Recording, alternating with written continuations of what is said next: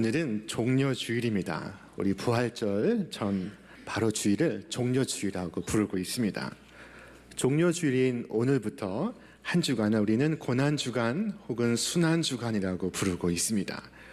사순절의 마지막 주간에 해당이 되는 이 주간에 우리는 많이 금식하고 또 더 자주 기도를 합니다. 주님의 십자가 고난을 기억하고 그 은혜를 간직하기 위함입니다. 우리 교회는 내일부터 고난절 특별 새벽 기도회를 갖습니다. 그리고 새벽마다 모아진 헌금을 모아서 또 여러분이 금식하며 그 금식한 끼니만큼 금식의 헌금을 드려서 모아진 헌금을 심장병 어린이의 생명을 구하는 일에 사용하고 있습니다. 여러분의 건강 상태에 맞추어 고난의 이 주간에 금식에 참여하시고 또 귀한 일에 동참하시기를 바랍니다. 자, 2000년 전 오늘 예수님께서 예루살렘에 입성을 하십니다. 그때 사람들은 종려나무 가지를 흔들며 예수님을 환영했습니다. 구약의 예언자 스가랴는 예수님의 오심을 이처럼 예언을 했습니다. 시온에 따라 크게 기뻐할지어다. 예루살렘에 따라 즐거이 부를지어다. 보라, 내 왕이 내게 임하시나니 그는 공의로우시며 구원을 베푸시며 겸손하여서 나귀를 타시나니 나귀의 작은 것 곧 나귀 새끼니라. 자, 네 왕이 내게 임하시나니 그는 겸손하여서 나귀를 타고 오실 것이다 말씀하고 있습니다. 자, 오늘날 유럽이나 미국의 대도시에 가보시면 말을 탄 경찰들을 만날 수가 있습니다. 그런데 대형 트럭보다 이 정복을 입고 모자를 쓰고 말을 타고 다가오는 이 경찰에게서 더 큰 위압감을 느낍니다. 실물로 만나는 말은 대단히 키가 큽니다. 그리고 그 저벅저벅 걷는 소리는 위험이 있습니다. 무장을 하고 거대한 말에 올라탄 장군을 한번 상상해 보시기를 바랍니다. 로마 총독 빌라도는 예루살렘에 입성할 때 거대한 말들이 이끄는 수레를 타고 입성하였습니다. 행렬의 앞과 뒤에서는 행차를 알리는 나팔 소리가 진동했습니다. 왕이라면 그만큼의 위세를 갖추어야 했습니다. 그런데 오늘 우리에게 임하시는 왕은 나귀를 타고 들어오십니다. 높이 앉아서 아래를 내려보는 말과 달리 이 나귀에게는 전혀 위험이 없습니다. 나귀는 다리가 짧아서 그 등에 앉아도 서 있는 무리와 얼굴과 얼굴을 마주 대면할 수가 있습니다. 나귀에 탄 사람이나 거리에 서 있는 사람이나 눈높이가 똑같습니다. 예수님은 그처럼 겸손하게 우리에게 오셨습니다. 정복자가 아니라 섬기는 자로서 오셨습니다. 이것은 세상의 상식과 관행에 어울리지 않는 것입니다.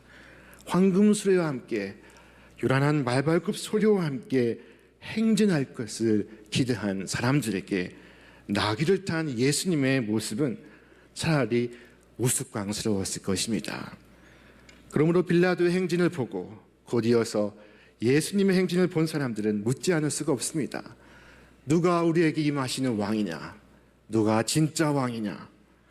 아마 열이면 열 빌라도가 진짜 왕이라고 대답했을 것입니다. 빌라도에 비해 나귀를 타고 오시는 예수님은 너무나 초라하고 볼품없었습니다. 그리고 예수님은 며칠 후 붙들리십니다. 그리고 군중들은 곧 그를 외면합니다. 주님은 고난을 당하시고 마침내 십자가에 달려 죽으십니다. 정말 예수님이 아니라 빌라도가 왕이라는 것이 증명되었습니다. 그러나 이것은 끝이 아니었습니다. 사흘 만에 예수님께서 죽은 자들 가운데서 다시 살아나셨습니다. 하나님께서 당신의 뜻에 죽기까지 순종하신 예수님을 죽은 자들 가운데서 살려내셨습니다. 성경은 말씀합니다. 이러므로 하나님이 그를 지극히 높여 모든 이름 위에 뛰어난 이름을 주사 하늘에 있는 자들과 땅에 있는 자들과 땅 아래에 있는 자들로 모든 무릎을 예수의 이름에 꿇게 하시고 모든 입으로 예수 그리스도를 주라 시인하여 하나님 아버지께 영광을 돌리게 하셨느니라. 그 후에야 사람들은 깨닫게 되었습니다. 빌라도의 힘은 세상을 구원하는 힘이 아니라 세상을 억압하고 파괴하는 힘이라는 사실을 깨닫게 되었습니다. 그러나 예수님의 힘은 곧 낮아지고 비우고 자신을 내어주는 그 힘은 세상을 구원하는 힘이라는 것을 깨닫게 되었습니다. 이 빌라도는 예수님을 죽음에 넘겨준 후 얼마 지나지 않아서 주 36년 로마의 황제로부터 문책성 소환을 받습니다. 그리고 해임을 당합니다. 그 후에 빌라도가 어떻게 되었는지는 아무도 알 수가 없습니다. 어떤 기록에도 그가 등장하지 않습니다. 그가 그렇게 되기 열망했던 로마의 황제들도 한때는 절대 권력자처럼 행사했지만 대부분 비극적인 죽음으로 운명을 맞이했습니다. 그러므로 여러분, 누가 진짜 왕입니까? 종려주일인 오늘 여러분 어떤 메시아를 기다리고 있습니까? 진짜 메시아는 말을 타고 오지 않으시고 나귀를 타고 오십니다. 군림하고 짓누르는 이가 아니라 낮아지고 섬기시는 분이십니다. 나귀는 곧 겸손과 섬김을 상징합니다. 그러나 사람들은 나귀를 타고 오시는 예수님의 모습을 보고 곧 예수님을 외면합니다. 예수님은 무리들로부터 버림을 받고 또 사랑하는 이들로부터도 버림을 받습니다. 그들에게는 거대한 말을 타고 오는 빌라도가 더 진짜 왕처럼 보였을지 모릅니다. 그러나 성경은 예수님께서 모든 천사와 함께 다시 오실 것을 예고하십니다. 그때에는 모든 민족과 모든 백성이 주 앞에서 심판을 받게 될 것입니다. 그때 세상 모든 사람들은 두 그룹으로 나뉘어질 것입니다.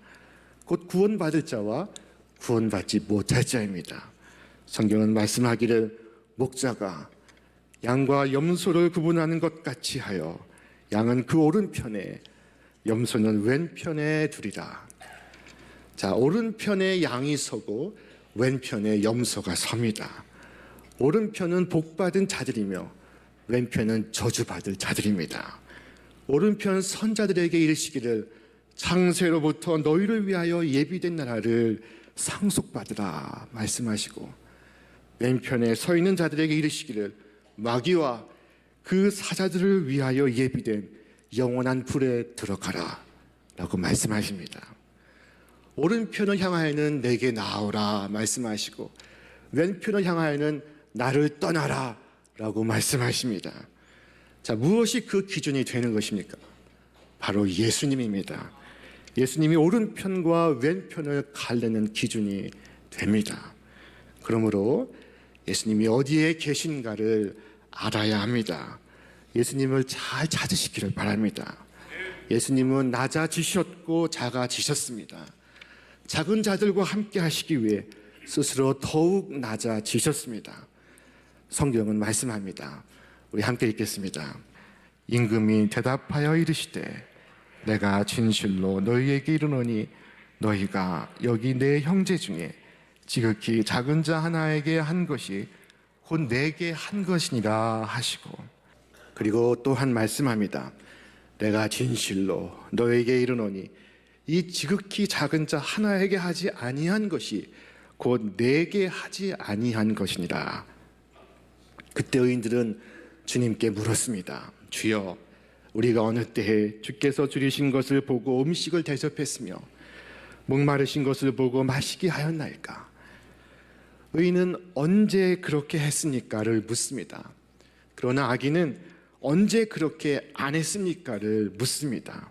주여, 우리가 어느 때에 주께서 줄이신 것이나 목마르신 것이나 나그네 되신 것이나 헐벗으신 것이나 병드신 것이나 옥에 갇히신 것을 보고 공양하지 아니하더이까?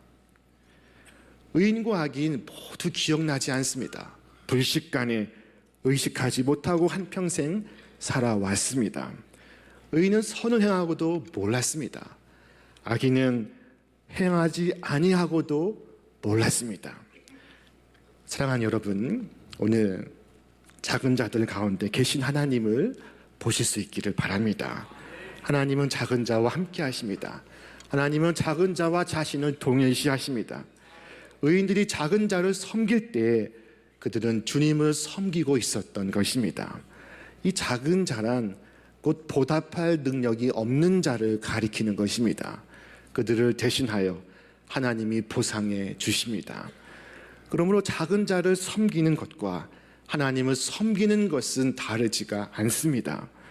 우리가 굶주린 자, 목마른 자, 나그네 된 자, 헐벗은 자, 병든 자 가운데 계신 그리스도를 볼 수 없다면 예수님 소외, 하나님 소외가 발생합니다.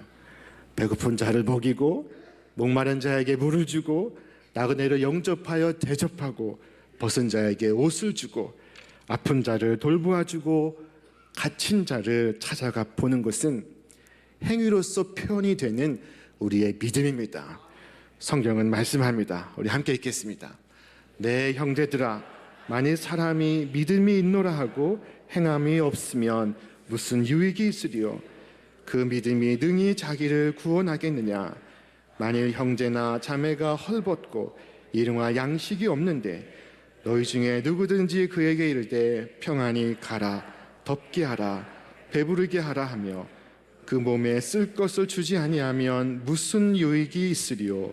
이와 같이 행함이 없는 믿음은 그 자체가 죽은 것이니라. 자, 누가 우리에게 이처럼 믿음의 행위를 하도록 감동하십니까? 성령께서 하십니다. 그러나 누가 거부합니까? 내가 합니다. 내가 거부합니다. 나의 욕심이, 나의 무관심이 해야 할 일을 하지 못하게 합니다. 오늘 하나님이 우리에게 기대하시는 것은 어려운 일이 아닙니다. 마음만 있으면, 시간이 있으면 얼마든지 할 수 있는 작은 것입니다. 나의 시간과 물질과 마음을 나누실 수 있기를 바랍니다. 그것을 어떻게 나누고 어떻게 사용하는가가 오늘 영적인 나의 현 주소를 나타내 보여주고 있습니다. 우리의 많고 적음이 문제가 아니라 우리가 가진 것을, 우리가 무엇을 하고 있는가, 우리가 가진 것으로 무엇을 할 수 있는가가 더 중요한 문제입니다. 어느 시인의 고백입니다. 어느 추운 겨울날 아침, 나는 골목 어귀에 떨고 서 있는 거지 한 사람을 보았다. 나는 하나님께 따졌다. 하나님, 도대체 저런 사람은 어떻게 된 것입니까? 무슨 대책을 세우셔야죠. 하나님이 말씀하셨다. 나는 이미 대책을 세웠노라. 나는 또 물었다. 그 대책이 도대체 무엇입니까? 하나님이 이렇게 말씀하셨다. 네가 바로 그 대책이니라. 자, 심판의 날에 하나님께서 우리를 향해 물으실 것입니다. 무엇을 행하여 있는가를 물으실 것입니다. 그리고 겸손과 섬김이 빠진 신앙생활을 하는 신자들에게 불호령을 내리실 것입니다. 나에게 주님, 주님 하고 부른다고 다 하늘나라에 들어갈 것이 아니다. 나는 너희를 도무지 알지 못한다. 정종수 시인은 자신의 시 낮추고 하나님 앞에 설 때에서 자신은 부끄럽게 고백을 합니다. 낮추고 하나님 앞에 설 때에 여기 세상에서 한 일이 무엇이냐? 한 사람 한 사람 붙들고 물으시면 나는 맨 끝줄에 가 설 거야. 내 차례가 오면 나는 슬그머니 다시 끝줄로 돌아가 설 거야. 아무리 생각해도 나는 세상에서 한 일이 없어. 끝줄로 가 서 있다가 어쩔 수 없이 마지막 내 차례가 오면 나는 울면서 말할 거야. 정말 한 일이 아무것도 없습니다. 그래도 무엇인가 한 일을 생각해 보라시면 마지못해 울면서 대답할 거야. 하나님, 길가에 돌 하나 주어 신장로 옆에 옮겨놓은 것밖에 한 일이 없습니다. 자, 여러분, 우리는 주고 하나님 앞에 설 때 뭐라고 말할 것인가요? 그날을 예비하며 겸손과 섬김으로써 주님의 뜻을 실천하는 여러분과 제가 되기를 바랍니다. 예수님의 비유의 말씀 속에 양은 거듭난 그리스도인을 상징하고 있습니다. 그는 중생한 자로서 온유와 희생과 돌봄과 섬김과 나눔과 배려와 호의와 자비와 겸손의 모습으로 나타납니다. 그러나 염소는 거듭나지 않은 자연인입니다. 그는 욕심, 고집, 편견, 교만, 불순종으로 나타납니다. 염소는 이기적입니다. 자신밖에 모릅니다. 그는 약자를 배려하지 못합니다. 그러나 양들은 그들을 섬깁니다. 그들을 사랑합니다. 그들의 사랑은 추상적이지 않습니다. 그리고 너무 어렵지 않습니다. 얼마든 일상생활에서 실천할 수 있는 것들입니다. 러시아의 대문호 톨스토이의 작품 가운데 사랑이 있는 곳에 하나님이 계시다라는 제목의 작품이 있습니다. 주인공 마르틴은 구두를 만들고 고치는 제화공입니다. 이 착하고 성실한 그가 절망에 빠졌습니다. 바로 5년 전에 자식 둘과 아내를 하늘나라에 먼저 보내고 나서 그리고 얼마 후 하나 남은 막내 아들마저 그만 병들어 죽게 되었습니다. 그는 매일 술로 시간을 보내며 자신도 빨리 죽게 해달라고 하나님께 기도했습니다. 그런데 어느 날 우연히 성경을 읽기 시작하였습니다. 예수님의 생애에 큰 감동을 받은 그는 자신의 삶을 반성하며 새로운 희망을 되찾아 성경 읽기에 열중했습니다. 하루는 성경을 읽다가 잠깐 잠에 빠졌는데 하나님의 음성을 듣게 되었습니다. 마르틴, 마르틴, 내가 내일 찾아갈 테니 창밖을 보거라. 자, 그날 아침 마르틴은 하루 종일 창밖을 바라보며 하나님이 언제쯤 오시려나 중얼거리며 하나님을 기다렸습니다.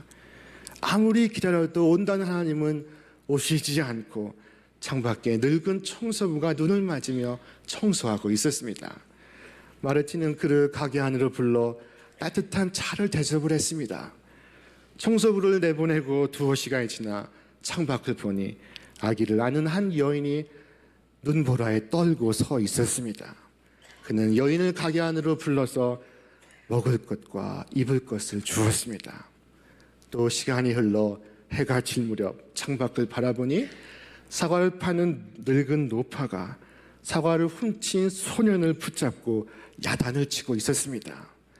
이 마르틴은 밖으로 나가 사과 값을 대신 갚아주고 그리고 노파가 아이를 용서하도록 권유하고 원만하게 문제를 해결해 주었습니다. 자, 마르틴은 날이 어두워지자 가게 문을 닫고 집으로 돌아갔습니다. 그날 밤 마르틴은 성경을 읽다가 다시 잠에 빠졌습니다.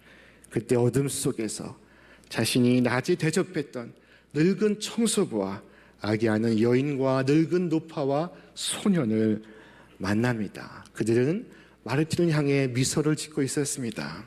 그리고 그때 하나님의 목소리가 들려왔습니다. 마르틴, 네가 오늘 만난 사람들이 바로 나이다. 너는 나를 대접한 것이다. 자, 이후에 마르틴이 잠에서 깨어 펼쳐진 성경을 보니 성경에 이와 같이 기록되어 있었습니다. 내가 배고플 때 먹을 것을 주었고 목마를 때 마실 것을 주었으며 나그네를 따뜻하게 맞아 주었고 헐벗었을 때 옷을 주었으니 내 형제 중에 보잘것없는 사람들에게 극진히 대접한 것이 바로 내게 한 것과 같으니라. 주님은 오늘도 변장하신 모습으로 우리에게 다가오십니다. 세상이 깨닫지 못하는 모습으로 우리에게 찾아오십니다. 오늘 이 종려주일에 내가 기다리고 있는 예수님은 어떤 분이십니까? 백마를 타고 오시는 분이십니까? 나귀를 타고 오시는 분이십니까? 나는 주님을 맞이할 준비가 되어 있습니까? 위대한 왕이 걸어가신 겸손과 섬김의 그 길을 따를 준비가 되어 있습니까? 너무도 많은 사람들이 위대함은 강해지는 것, 높아지는 것, 커지는 것, 부해지는 것, 유명해지는 것, 그리고 싸워 이기는 것이라고 생각합니다. 그 결과 오늘의 세상이 이처럼 위태하고 위험하게 되었습니다. 그러나 참으로 위대함은 겸손과 섬김에 있습니다. 겸손의 왕 예수님은 나귀를 타시고 예루살렘에 입성하시고 계셨습니다. 로마의 장수 빌라도는 군마를 타고 오지만 평화의 왕 예수님은 나귀를 타시고 오십니다. 성경은 그 주님의 말씀을 전합니다. 우리 함께 읽겠습니다. 내가 에브라임에서 병거를 없애고 예루살렘에서 군마를 없애며 전쟁할 때 쓰는 활도 꺾으려 한다. 그 왕은 이방 민족들에게 평화를 선포할 것이며 그의 다스림이 이 바다에서 저 바다까지 유프라테스 강에서 땅 끝까지 이를 것이다. 그리고 성경은 예수님을 가리켜 말씀합니다. 예수는 한 어린 나귀를 만나서 타시니 이는 기록된 바 시온 따라 두려워 말라. 보라, 너의 왕이 나귀 새끼를 타고 오신다 함과 같더라. 자, 그런데 나귀를 타고 들어오시는 예수님은 도성 예루살렘을 바라보시고 슬퍼하셨습니다. 성경은 예수께서 예루살렘을 바라보시며 탄식했다고 기록하고 있습니다. 우리 말씀 읽겠습니다. 오늘 너도 평화에 이르게 하는 일을 알았더라면 좋을 터인데 그러나 지금 너는 그 일을 보지 못하는구나. 오늘 이 종려주일에 서울에 입성하시는 예수님은 서울을 바라보시고 또 울고 계실지 모릅니다. 우리 기독교 전통은 교회의 봉사자, 일꾼들을 나귀로 비유하고 있습니다. 세계의 유명한 NGO들은 나귀를 자신의 상징 동물로 삼고 있습니다. 나귀는 은혜와 기쁨으로 주님을 섬기는 동물입니다. 자, 어느 마을에 퇴락한 수도원이 있었습니다. 이 수도원은 한때는 영성이 충만하였고 많은 사람들이 찾는 수도원이었습니다. 그러나 지금은 찾는 이 없고 수도원은 어두컴컴하고 그리고 가라앉은 분위기로 변해 있습니다. 이 수도원에 수도원장의 옛 스승이 찾아왔습니다. 수도원장은 스승께 자신의 고민을 털어놓습니다. 그러나 스승은 아무 말도 없었습니다.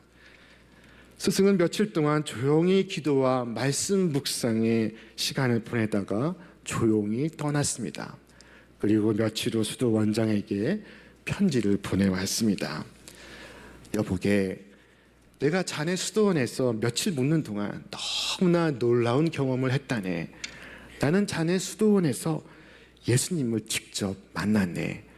그분은 평범한 사람으로 변장하고 계셨지. 예수님은 나에게 꼭 비밀을 지키라고 명하셨네. 그러므로 변장한 그분이 누구라고 나는 밝힐 수가 없다네.